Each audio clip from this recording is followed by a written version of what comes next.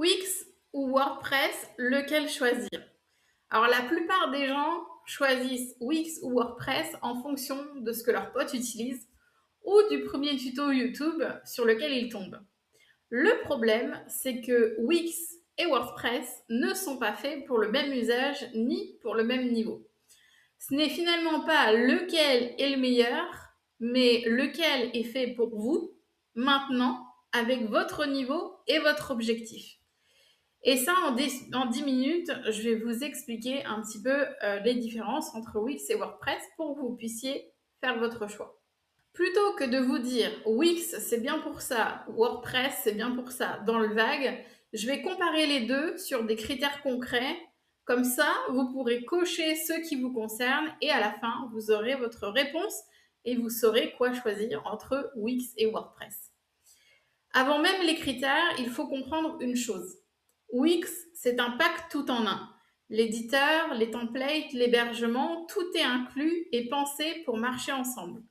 WordPress, lui, est une plateforme modulable. Vous assemblez vous-même l'éditeur, l'hébergement et les thèmes que vous voulez. C'est cette différence de philosophie qui explique tous les écarts qu'on va voir.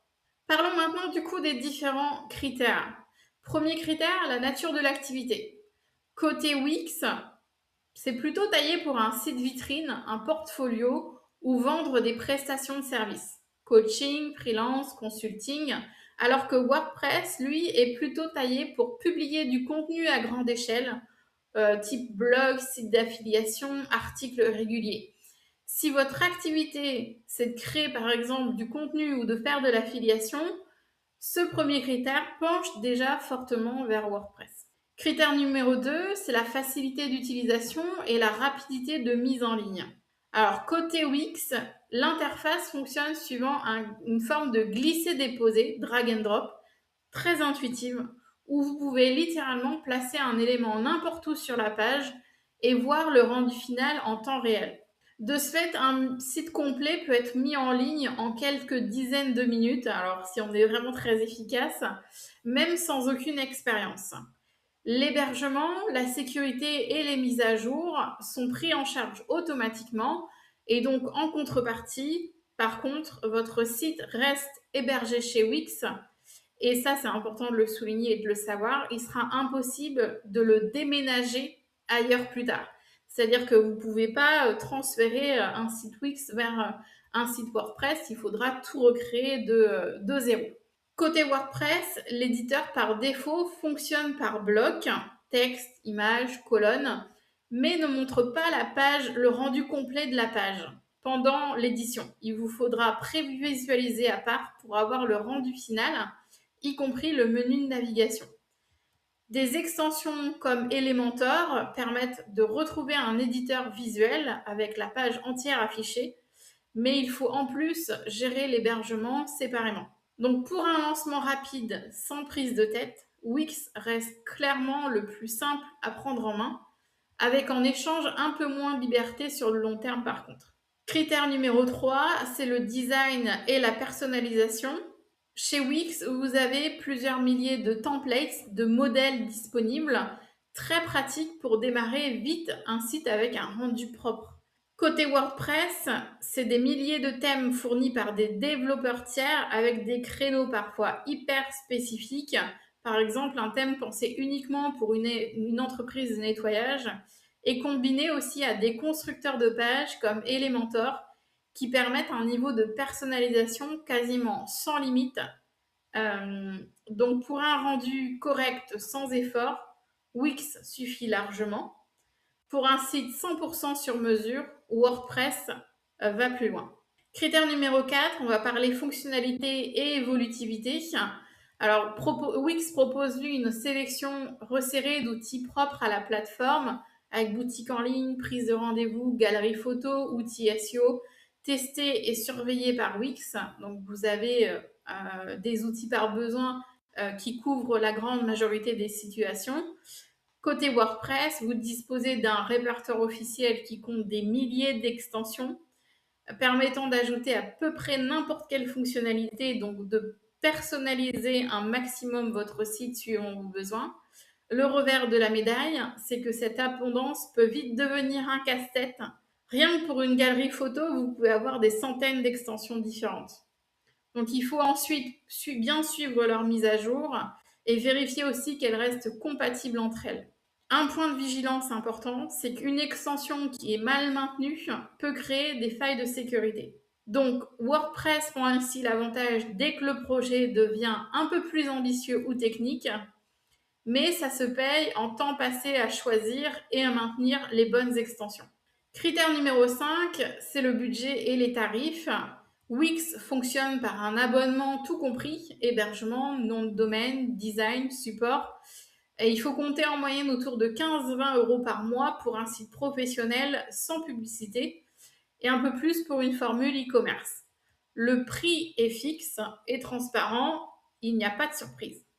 Côté WordPress, le logiciel lui-même est gratuit, mais les coûts s'additionnent. Vous avez l'hébergement, le nom de domaine, éventuellement un thème premium.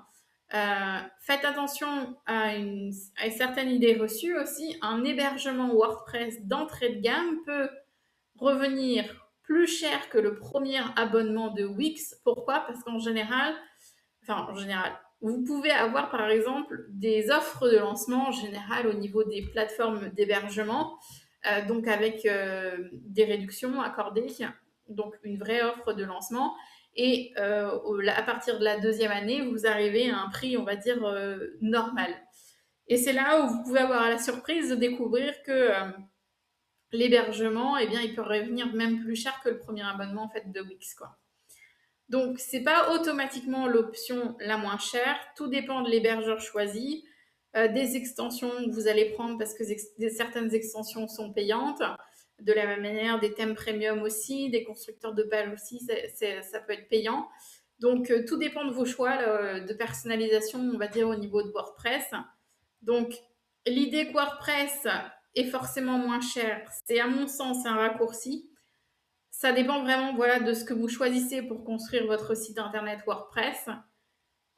Et du coup, Wix, vu que c'est un simple forfait, si je peux dire, ça reste quand même plus simple à budgétiser dès le départ.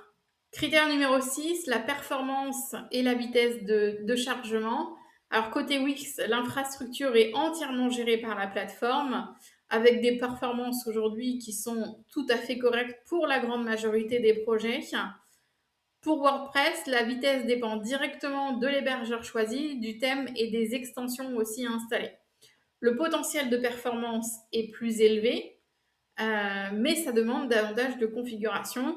Donc, si vous ne voulez rien configurer, Wix est fiable par défaut. Si vous êtes prêt à optimiser, WordPress permet d'aller plus loin.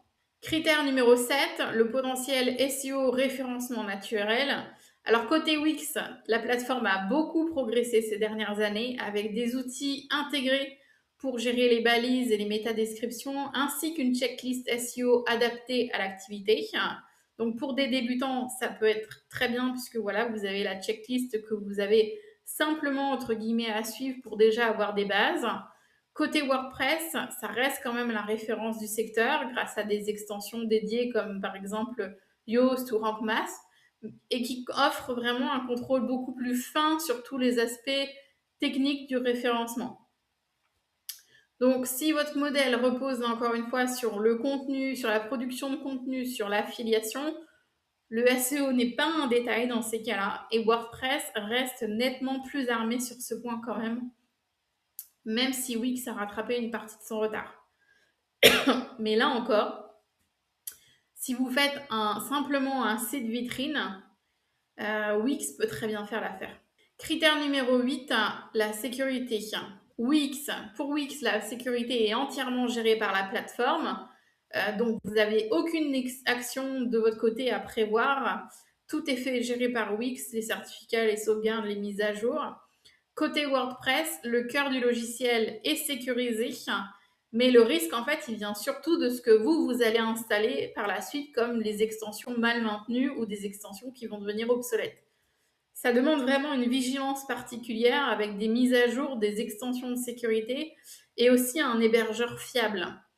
Donc, si vous ne voulez littéralement rien gérer techniquement, Wix vous retire vraiment cette charge mentale. Sur WordPress, la sécurité va dépendre vraiment des bonnes pratiques que vous allez appliquer. Dépend vraiment de vous entièrement. Critère numéro 9, le support client et la communauté. Alors chez Wix, vous avez un support client qui est unique et centralisé, disponible en continu par du chat, par des emails, par des tickets, avec en plus une base de connaissances fournie. Tout est inclus dans l'abonnement. Côté WordPress, vous n'avez pas de support officiel unique puisque le logiciel est gratuit et open source. Le support, il va être en fait éclaté selon la source de votre problème. Votre hébergeur pour les questions serveurs, le développeur du thème pour les questions de design, le développeur de chaque extension pour ses propres bugs. Donc vous avez une communauté mondiale qui est absolument immense, avec des forums, des tutoriels, des contenus vidéo, qui va compenser en partie ce manque de guichet unique. Mais du coup, c'est à vous de faire vos propres recherches et d'aller solliciter finalement le support en fonction là aussi des choix que vous avez faits. Pour être accompagné directement en cas de souci. Du coup, Wix a vraiment cet avantage d'un support unique. Sur WordPress, comme je vous l'ai indiqué, l'aide, elle existe, mais elle est éclatée entre plusieurs interlocuteurs différents. Critère numéro 10, c'est la possibilité de déléguer à un tiers. Côté Wix, l'écosystème de freelance spécialisé est plus restreint. Et là, ça va être mon opinion personnelle. À mon avis, c'est parce que la plateforme est justement pensée pour être accessible au plus grand nombre sans expertise particulière. Déléguer un projet Wix, c'est avant tout déléguer du temps et on va dire de la création de contenu. Le client pourrait le faire lui-même, il préfère juste ne pas s'en occuper, ou bien il n'a pas d'attrait pour les volets techniques comme ça de site internet, et donc il ne veut pas s'en charger et il délègue. Il y a tout de même une petite partie de compétences en jeu, notamment sur l'administration des applications, réservation, e-commerce, paramétrage plus poussé, le paramétrage SEO aussi, la création de contenu pour avoir quand même un web design intéressant, mais ça reste très en dessous du niveau d'expertise qui est demandé côté WordPress à mon sens. WordPress, justement, aujourd'hui, c'est un écosystème énorme de freelance et d'agences pour une raison, pour moi, différente, c'est que la prise en main demande une vraie expertise technique, hébergement, thème, extension, sécurité. Quand vous déléguez un projet WordPress, c'est que vous déléguez une compétence que vous n'avez pas, et pas seulement du temps. Et cette compétence, elle a un prix. À l'échelle d'un solopreneur qui démarre, faire créer son site par un freelance WordPress représente quand même un certain budget. Et aujourd'hui, il n'y a pas vraiment d'entre-deux. Soit vous payez ce prix, soit vous prenez le temps de vous former vous-même. Et c'est vraiment là toute la nuance, c'est que sur Wix, vous payez surtout pour gagner du temps finalement avec un peu de compétences en plus sur la partie apps, SEO, etc., mais à moindre coût. Sur WordPress, vous payez quelqu'un pour une vraie expertise technique que vous n'avez pas. Et c'est un budget à part entière qui vaut uniquement le coup si vous ne voulez vraiment rien apprendre par vous-même. Aujourd'hui, de la même manière, pour WordPress, vous avez beaucoup de tutos qui existent sur YouTube, des formations, etc. Si ce type de contenu vous intéresse, je vous invite à vous abonner et soutenir ma chaîne. Alors, pour résumer simplement, Wix est parfait pour un site vitrine, un portfolio ou une petite boutique. Mais si votre projet devient vraiment gros ou très spécifique, la plateforme peut montrer ses limites. WordPress, à l'inverse, peut faire tourner aussi bien le site d'un petit commerce de quartier que celui d'une grande organisation, mais cette flexibilité, elle se paye en complexité. Posez-vous vraiment deux questions. La première, c'est quoi votre objectif? Si c'est de faire de l'affiliation, de publier du contenu régulièrement, de vous interfacer avec d'autres outils aussi, la réponse est plutôt claire. Vous allez devoir partir sur WordPress, quel que soit votre niveau de départ. La deuxième question, si votre objectif c'est plutôt de vendre des prestations de services, est-ce que vous voulez faire le site vous-même ou est-ce que vous êtes prêt à déléguer? Et si vous voulez le faire seul sans aucune base technique, Wix peut être une solution et WordPress aussi si vous êtes prêt à vous former vous-même. Vous pouvez aussi déléguer, du coup, confier la création du site à quelqu'un pour garder un site évolutif, que ce soit sur Wix ou WordPress. Tout est possible, mais là encore, réfléchissez bien à ce dont vous avez besoin. Dans tous les cas, vous ne vous trompez pas si vous choisissez en fonction de votre objectif et de votre situation et non pas au hasard.